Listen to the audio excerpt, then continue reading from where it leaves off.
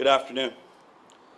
As you can imagine, it's been a very difficult time for our police department and our officers and their families. So please bear with me as I provide an update on the circumstances that have led to the tragic death of Officer Diego Moreno.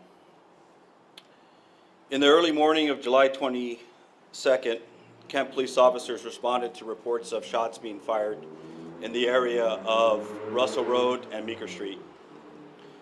One of the responding officers located a fleeing red pickup. The officer believed that vehicle was occupied by people responsible for the shooting and began a vehicle pursuit of that vehicle.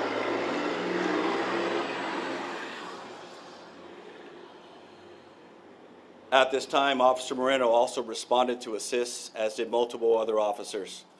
Officer Moreno set up spike strips in an effort to stop the vehicle, and he was successful at that. He did successfully flatten the tires of the suspect vehicle, but sadly, seconds later, he was struck by the pursuing officer's vehicle. The pursuing officer's vehicle continued and collided with 3 bystander vehicles. The officer sustained serious injuries and was transported to the Harbor View Medical Center for treatment. The suspect vehicle continued down the road before crashing in a rollover collision. Suspects fled on foot and they were pursued by our officers. We used a canine to track. We were able to catch one of the passengers and take him into custody. And I am relieved to report that as of today, the 2 additional suspects, both the driver and the additional passenger, have been taken into custody.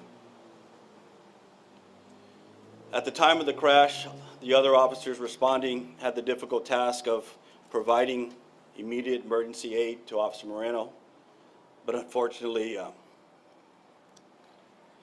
he did not survive his injuries.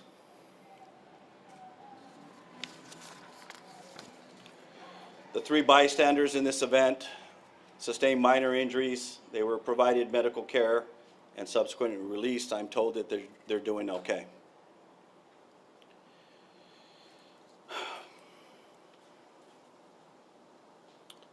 It's important to note,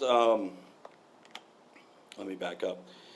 At this time, I want to offer my deepest and most sincere condolences to the Moreno family. They have suffered a great loss. We stand with them. We will provide what can be done, will be done to help them along the way.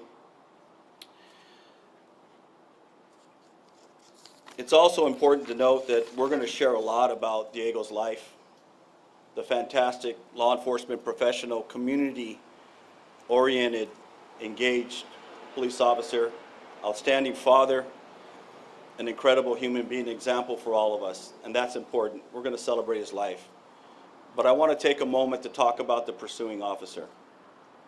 We're not going to release his name at this time, but I want you to know that he is absolutely one of our finest. He's an 18-year veteran. He served this community dutifully. He's been in many life and death encounters on your behalf. He is an expert in multiple facets of this career, and he's a hero.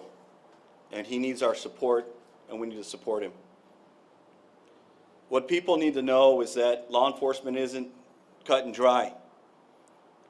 Good people doing their absolute best to serve your community sometimes fall upon tragedy. Split-second decisions are made. Life and death is in the balance, and we can't always get it the way we want it to be. But I assure you, the pursuing officer in this case is one of our best, and we love him. In terms of the criminal investigation, we've called upon the best to do the investigation. We have our Valley Investigation Team, which is made up of multiple major crime detectives in the region. They are conducting the criminal part in conjunction with the King County Prosecutor's Office. We've also called upon the Washington State Patrol. They are conducting the collision part of this investigation as well. Both of those organizations are experts in their field. I have immense confidence in the work they are doing.